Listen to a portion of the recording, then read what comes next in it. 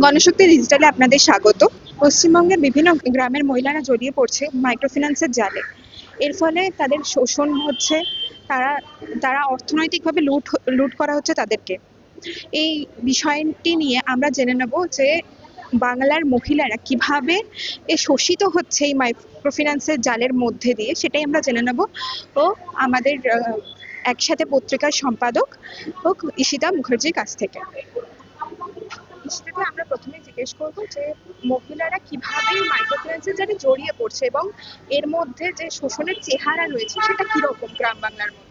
মহিলারা জড়িয়ে পড়ছে ক্ষুদ্র ঋণের মধ্যে, তার কারণ কাজ নেই। আমাদের যদিও অনেক প্রকল্প আছে, লক্ষ্মীর ভান্ডার আছে, কন্যাশ্রী আছে, অনেক প্রকল্প আছে, কিন্তু এককালীন টাকা আর কাজ, জীবিকা, এটাও তো একটা সমস্যা। নেই, কোথাও কোনো কাজ নেই। এবং স্বনির্ভর গোষ্ঠী যেটা ছিল আমাদের এখানে, গ্রামের স্বনির্ভর গোষ্ঠী বা সমবায়, এর মাধ্যমে যে মহিলারা নিজেদের উদ্যোগে কাজ করতে পারত, সেগুলোও বন্ধ। এইখানে চলে আসছে ক্ষুদ্র ফিনান্স কর্পোরেশন। ক্ষুদ্র ফিনান্স কর্পোরেশন কিভাবে কাজ করছে? সাধারণত বেসরকারি ব্যাংক থেকে তারা ঋণ নিচ্ছে। তারা ঋণ নিয়ে তারা একটা মাধ্যম হিসেবে তারা যেটা করছে, তারা এইভাবে তারা মানুষকে, মহিলা পুরুষ নির্বিশেষে ঋণটা দিচ্ছে। মহিলা হলে তারা একটু ঋণ দেওয়ার প্রবণতাটা বেশি। তারা বলছে যে মহিলাদের আমরা ঋণ দেব। মহিলারা সহজে ঋণ লাভ করতে পারছে। টাকার অভাব, ঘরে ঘরে টাকার অভাব, এবং পরিবারও মনে করছে এই টাকার অভাবটা যদি এই ঋণ নিয়ে মেটানো যায়, এবং এদের সুদের হারের ওপর কোনো নিয়ন্ত্রণ নেই। আমরা এডোয়া থেকে, সারা ভারত গণতান্ত্রিক মহিলা সমিতি থেকে, সারা দেশ থেকে আমরা সমীক্ষা করেছি। আমরাই একমাত্র সমীক্ষা করেছি। পশ্চিমবঙ্গের সমীক্ষা থেকে যা 1100 মহিলার মধ্যে আমরা সমীক্ষা করেছি, সমীক্ষার থেকে আমাদের যা উঠে এসেছে খুব ভয়াবহ চিত্র, যে সুদের হারের ওপর কোনো নিয়ন্ত্রণ নেই।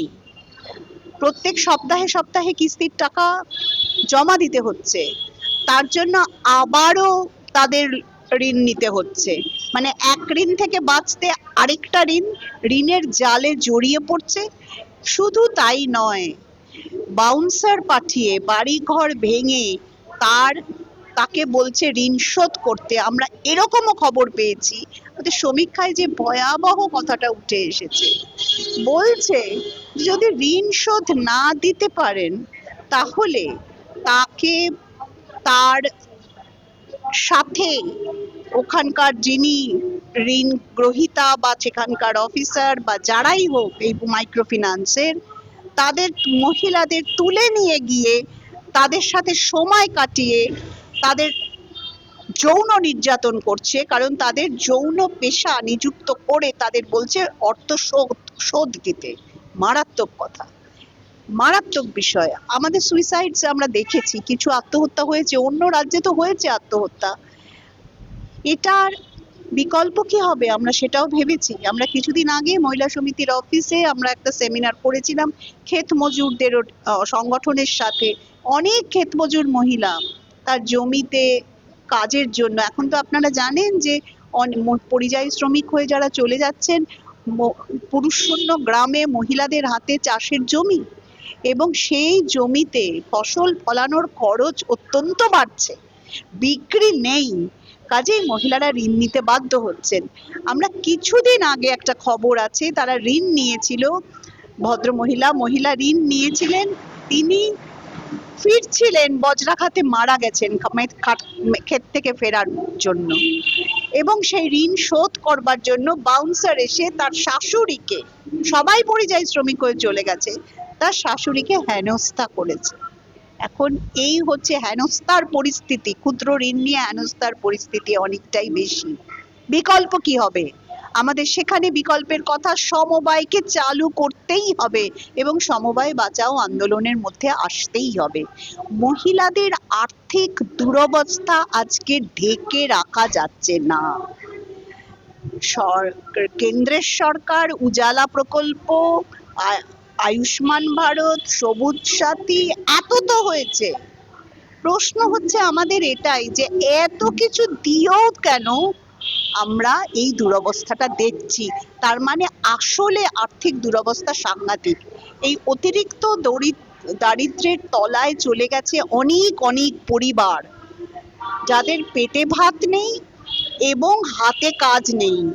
পেটে ভাত নেই, হাতে কাজ নেই, এইটাই হচ্ছে মূল কারণ, যে কারণে ঋণটা নিয়ে সাময়িক, আজকে খেলে তবে কালকের কথা ভাবা যাবে, এবং কালকের কথা ভাবা মানে কালকেরটা আবার তাকে একটা ঋণের জালে জড়িয়ে পড়ছে। শেষ পর্যন্ত সে আর এখান থেকে কবে পরিত্রাণ পাবে? এখানে দাঁড়িয়ে সমবায় বাঁচাও আন্দোলনকে আরো সকলে মিলে আমাদের এই জায়গায় নিয়ে যেতে হবে। এটা ছাড়া আমরা আপাতত দিশা পাচ্ছি না। কিন্তু আর্থিক দুরবস্থাটা এতটাই মারাত্মক অবস্থা, যেখানে প্রতিদিন পেটের ভাত জোগাড় করার জন্য তার অল্প বয়সী ছেলেকে, কিশোর ছেলেকে সে পরিযায়ী শ্রমিক করে পাঠিয়ে দিয়েছে, কিশোরী মেয়েকে বিয়ে দিয়ে দিয়েছে, আর পরিবার তাকিয়ে আছে যেহেতু এই মহিলার ওপর, যে মহিলার নামে ঋণটা পাওয়া সহজ হবে। গজিয়ে উঠেছে একাধিক অনেক অনেক ক্ষুদ্র ফিনান্স কর্পোরেশন। এরা বড় ফিনান্স কর্পোরেশনের বেসরকারি ফিনান্সের সাথে যুক্ত, কিন্তু এছাড়াও এরাই সরকারি ব্যাংক থেকে, বেসরকারি ব্যাংক থেকে ঋণ নিয়ে তারাই আবার ঋণ দিচ্ছে চড়া হারে।